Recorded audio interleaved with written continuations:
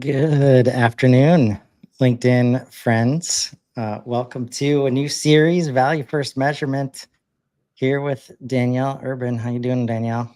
Good. How are you? I'm doing wonderful. Just had a great chat with Casey Hawkins about scoring, which here I am talking about measurement. I guess we just can't avoid it. We've got to deal with this problem if we're going to make any progress on these transformations that companies say they want to make, huh? Yeah, definitely. It's funny because I'm my own worst enemy on this topic. Like, I want to measure everything. I want to make everything measurable. I want to know the metrics, benchmark myself, benchmark against others. And yet I'm also the biggest proponent of like attribution shouldn't exist and forget all of it. We're all just trying to do well. So we'll just keep being at war with myself. So we're going to try and bridge that gap, I think, because I think like we know there's tons of value in understanding, where you are, where you've been, where you're trying to go. Mhm. Which ultimately that's what measurement should be helping us do. It's like kind of attribution is just like a hand grenade that Yeah. you throw in there. And if you're new to Value First, just a quick background on these two data points, like I started thinking about like just my hatred for the word leads, right? And like whenever that becomes a thing, especially when it's like, oh, we've got an MQL number to hit, it's like, okay, we're no longer in common sense land. We're just going to make all these crazy decisions. And, you know, it started there, understanding where that came from. And then I saw a post about somebody's elaborate plan to tell a new story on how to redefine attribution. And they were going to jump through all these hoops and cross all these mountains. And then there's going to be this brilliant story, and everybody's just going to learn how to tell stories from the dashboard. And then marketing is going to be understood and valued. And I went right to Claude and I was like, this is bullshit. Like, help me define what's happening here. Because what was described in that post is basically like marketing has to play by different rules. Like, Yeah. even when you come up with that elaborate story, and you got to sit right next to sales, who basically just, oh, I met some people at a trade show. Like, it Yeah. felt like it was worth it. Like, oh, okay, just go ahead and keep closing stuff. I created the value first, you know, pillar around measurement. And then I showed it to Rob. Like I had made it like 10 minutes before our like Let's Build GTM show. And I Yeah. was like, dude, you gotta check this out. Like, and his reactions to all the principles were like the only confirmation I needed to be like, yep, every single one of those resonates so hard. And that's what we're starting today with the attribution wars in this like kind of like this false hope, in my opinion, that somehow if we can get to like clear attribution across the board, then we're all going to sing happy songs together. Have you Yeah. seen that ever? Well, my experience with attribution is basically just fighting for your life. Like you need to prove that you're doing something, and so in an ideal world, that attribution tells us what marketing is contributing to, or what marketing activities. Let's take a positive spin on it. What marketing activities are working, and where we can find those efficiencies and increase volume wherever we want to. But in reality, it comes down to like, is that a marketing generated lead or a sales generated lead? Was it sales that closed it or marketing that closed it? And that sucks. And it's inevitable because when, the belts get tightened and everybody needs to prove that money is worth spending to make more money, then it comes down to like who can spend it the best. And that's where like the splitting hairs of attribution really comes into play. But when you're in a healthier, more positive, and undeniably, wealthier moment of your company, and you have that luxury of, stepping away from that obsession for a minute, or maybe you're in a bigger organization where your budget is a little bit more flexible, you can move numbers around, then you can think about marketing not as a cost center and not as a lead driver, but as another core function, core pillar of the organization, in the same way that like R&D would be. R&D is not driving leads. and product is not driving leads. But without those pillars of your company, you have nothing. Like you don't have anything to put forth. And I think marketing should be on a similar plane in the way that they're measured and assessed. Why aren't they? Because marketing likes to spend money. But I would argue my husband works in physical technology and has to do a lot of testing and building. And he loves to spend money intelligently to try and get better tools, to get a better bench set up, to get a new model to test on. And he sometimes gets pushback for that. And there's always that argument of like, how do you spend money to make more money faster? And I think marketing should be assessed in the same way, but not in the way that we are today, where it's very tied to leads and ads, and $1 out should be $3 in. Because you can't measure R&D like that unless you're zooming out and doing like your 5-year plan or your annual report. Like you really can't draw that connection. And yet marketing is measured on that on like a daily, weekly, monthly basis. And it sounds like part of the reason is because we can be. We've let ourselves be. Right. Like the whole tool set has been developed to be like, all right, we don't know what digital's, we can see everything physically happening in front of us, even when we go to events. So no need to really measure that. But all this stuff in the cloud, we have no idea what's going on there. We know we need to be doing stuff. Yeah. But since we can't feel it directly in the same way, we must find a way to measure it. But when you can only measure half of it, you're already starting from a really unfortunate place. Right. Like you can only measure half the money that's coming in, and you will only get to attribute, for lack of a better word, the way that that money is being spent with half of the data that you need to make the decision on what that is. And that's why it always devolves into this like battle to the death of who gets to claim that lead or who gets to claim that revenue. And I know a few years ago, there was sort of the shift away from MQL, and the MQL was dead, and it was marketing contributed revenue. And I think we've talked about this before, where I love the concept of marketing contributed revenue, but not when it's like marketing owns $4 of $5, or like we can't get to that level of granularity.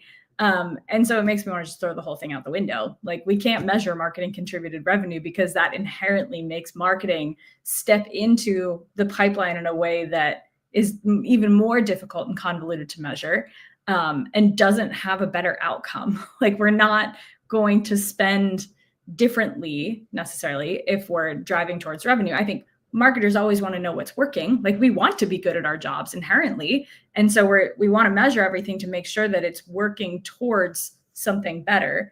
But when it comes down to, measuring against a specific dollar amount, it can kind of fall apart. You have all this gray area where like, if you have a product marketer that's writing emails or creating decks for the sales team to use in their sales process, is that sales closing it or is that marketing closing it? And if that all came because of a, big conference where marketing paid for a booth, but then they came to a field marketing baseball game, and then the conversation was had with a salesperson at that field marketing event that led to a contract the next day, who takes credit? You wouldn't have been in the same room if it weren't for marketing. Marketing spent that money, but sales was the person that had the conversation. Like, why do we have to count those dollars? It worked. Yeah. And I think we're getting to the bottom of it's like, who gets the credit is we need it to be like, stop asking that. Like, yeah, it's got to be a team effort. And it does make sense, as you mentioned, what's happened over the past few years. If you're going to measure me against revenue, I want to own it. Like, help us own some of it. Like, and it makes sense as a natural reaction to where like, if you're going to measure me against the thing, then I need to own some of that. Mm-hmm. Right. But what we've seen is, again, you just exacerbate and kind of widen the gap of like, no, for the same reasons, sales or the rest of the company had to do something for marketing to be able to close and be responsible for revenue. Right. My example in 2022 is we put on a big event, a big pharma event. right? We're trying to break into the pharma market, and we got in front of some big pharma companies that we had trouble getting in front of, Mm. right? Opportunities start to show up, and then we can't like ship the thing fast enough. So we don't close those deals, right? So if I had some people convinced at that point, 2022, I want to be in charge of some of the revenue. There was nothing I could have done to realize that revenue more than I did, right? Yeah.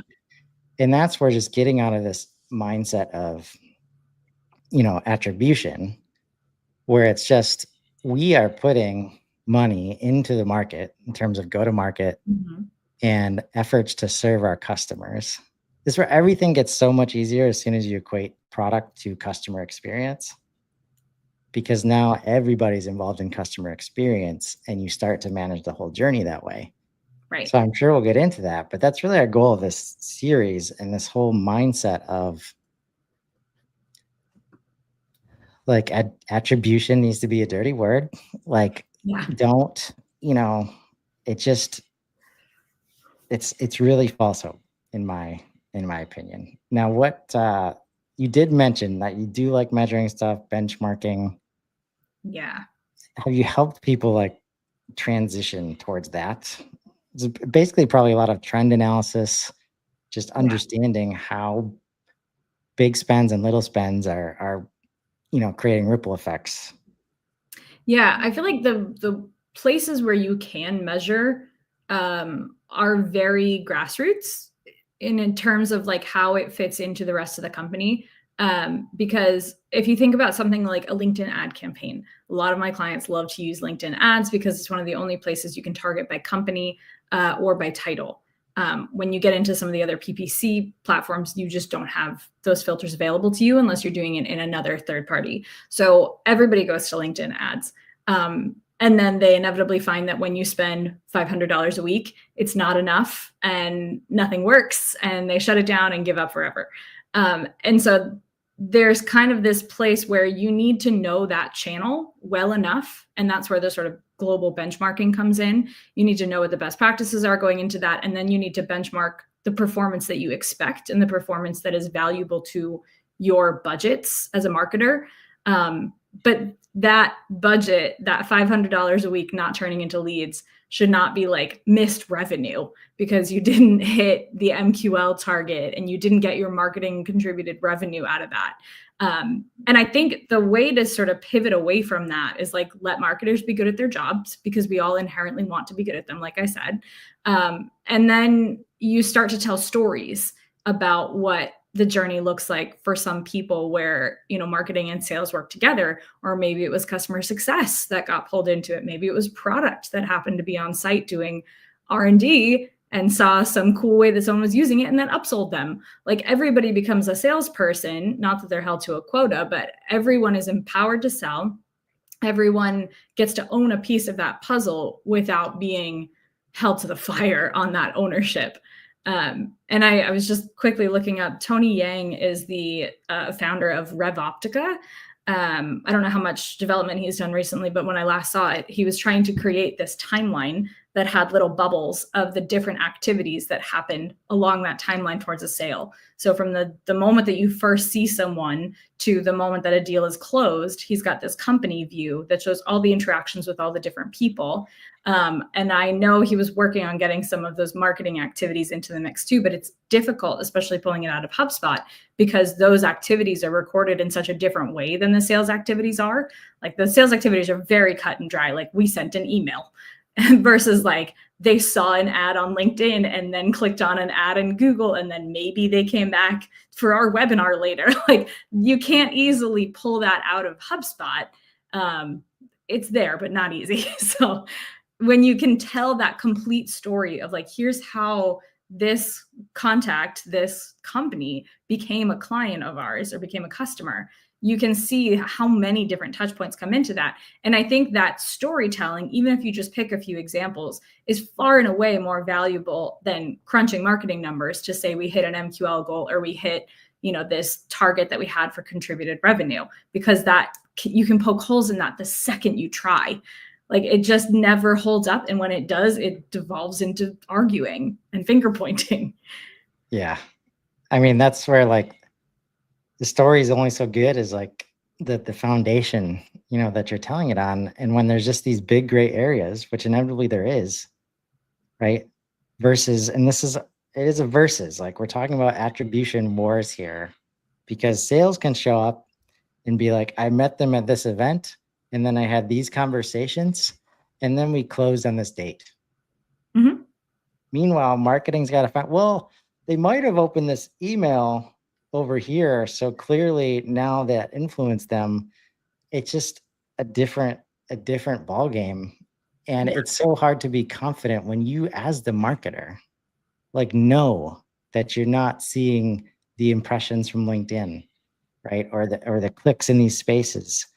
Or you might have seen the salesperson interact with that person on LinkedIn, and they're not even telling that in their part of the story.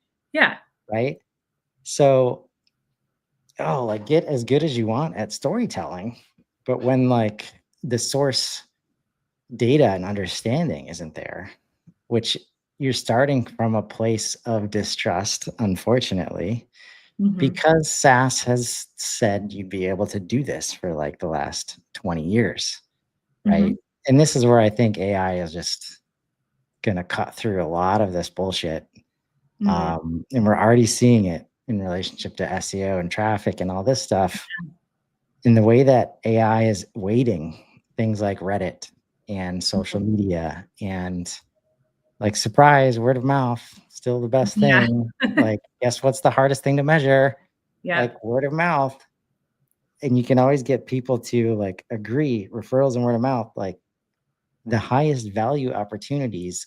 All the measurement we do inherently takes us like farther away from that. That's one of those common sense things where it's like, man, is this really helping us, do more of that stuff? Meanwhile, we've got all these frontline people. Casey brought up a great point on the last show, like Super as an example, right? Until you are in a demo, it's probably hard to understand who's the marketer, who's the salesperson, who's the leader. They're all customer facing all the time, right? And because they know that's how they bring value, and they've got team metrics, and it's really fun to watch and fun to watch it work. But how have you had any success kind of breaking down some silos in this department? Yes and no. I think there's a lot more wiggle room in enterprise. I have a client who has like a 2-year sales cycle, and I've talked a lot about them in lead scoring with Casey as well. They're a big enterprise sale, and it's like a big culture shift to get onto their product. And so they do these big deals that last a long time, but take a long time to get going. And so obviously they're like a million touch points with their brand from so many different members of the company. And if we're trying to figure out who was the first person to interact from that company, and that person might not be on the buying committee, then like, how do you measure that? And so I think they came into it with that understanding. They're also a pretty small, scrappy team, but they came into it with that understanding of like, this is just not going to tell the real story. And so it's been very easy to help them develop the tools that will determine what marketing activities are working, like generally working, without assigning a dollar amount to it or without assigning a volume number of contacts, but at least gives them the context to look at how it holistically comes together and what those marketing activities are doing. Like, are marketing activities happening? Step 1. Which marketing activities are happening? Step 2. Are those marketing activities working in some context? You now have enough information to start making the call on what working is, and it might look different in each case, in each sale. And their volume is low enough where they can start to dig into it. So I've created enough tools for them to say, now you have the information to go figure it out. And they're not going to be benchmarking like number of MQLs that came out of a specific conference. They're not going to be benchmarking how many MQLs came from that specific webinar. They know that like webinars get a lot of volume for us, and the deals that close have a high webinar score. So like they can start to model that together.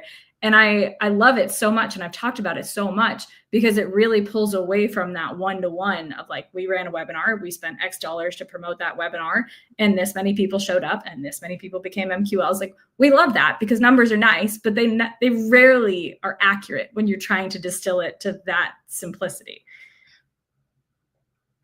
How much is the sales team involved in understanding that whether marketing is working or not? I, unfortunately, in this engagement, haven't had much exposure to the sales team. I do have a contact who's running their rev op, so he and I have sort of worked in tandem. And the sales team is aware of all of these pieces and has visibility into them. But I don't know what the vibe is beyond that. Yeah, no, I think there's always opportunity. Like, the amount of volume you'd have to hit in order to not make it valuable to have like sales close debriefs, right? To just have the salespeople tell you this is how the deal went, right? And I'm guessing we probably aren't good at those conversations because marketing is sitting there like, oh wait, oh yeah, that was marketing. Like, haha, that's not you, that's me, right? Instead of like let's learn together. And because I'm sure everybody's trying to get their job done, right? Yeah. And sales might not understand like marketing support levels, right? But you gave a great example of when a marketing team is sitting there, just they have to serve each sales request for the new PDF or the new slides, and that helps close the deal. Like, we're never tracking that part. Yeah. Right. Even though that was like the original marketing influenced revenue. Right. Because sales does not want to be in charge of the pictures and the colors and the messaging. And it's like, just give me the slides. Right. Yeah. And if nobody's there to give them the slides, I mean, journeyman salespeople get really good at this part. But when you're trying to scale, I mean, you have to systematize that, and it would not work without marketing. Yeah. Right. I think we're, for better or worse, getting to a point where we can measure that. And so again, keeping that like grassroots perception of how we're measuring things, like we can get really granular with deal rooms, and that's become really trendy. You can now get visibility into like the clicks, the things that you're giving them that they're interacting with, because it used to just be like, oh, let's have a call. I'm going to literally pick up my cell phone, call you on a regular phone line, not a like digital pass-through phone line that's recording it and like pushing it into HubSpot, but truly just like pick up the phone and call someone. And then I will follow up with an email that has the deck that you want as an attached PDF. Like, that is so not measurable at all. Like, unless that salesperson is going to sit there and take notes on their call and, you know, make sure they have the tracking code and then somehow are able to track the opens of that PDF like that. There's very little visibility into that process that existed like 2 years ago. And now we have deal rooms, which not everybody's using them, but when you do, it gives you more metrics to play with. You can send somebody a link and see what happens when they click that link or when they get into that deal room space, see who is interacting with what content. That's all marketing ever wanted. Like, we just want to know what matters. Right. Yes. And we're going to keep hitting on that through this series. Like, ultimately, attribution needs to end at like, did the thing that we spent time and money on like create positive progress or no progress, right? It doesn't matter who did it. But we need to understand what investments we're making as a company, and then go from there. But until we can get our teams together in the room, like, we're just creating these warlike scenarios where it's literally, I mean, you're not wrong in terms of survival mode is what leads to attribution. And just, you know, it's doomed from the start, right? If that's where you're starting. So leaders, stop putting your people in that position, please. This is going to be a fun series, Danielle. Yeah. We'll try to keep it on the rails, but it's an insidious, very hard to manage problem when we've been investing in this for 20 years and SaaS is built around this concept. Yeah. But we do see a lot of teams doing it well, bringing their customer teams together, creating team metrics, team understanding. And that's what we're going to try and try and highlight in value first measurement. Yeah. Trying to give a path forward. Every Monday. We'll until next Monday. Everybody have a great week. Thanks so much, Danielle. Thank you.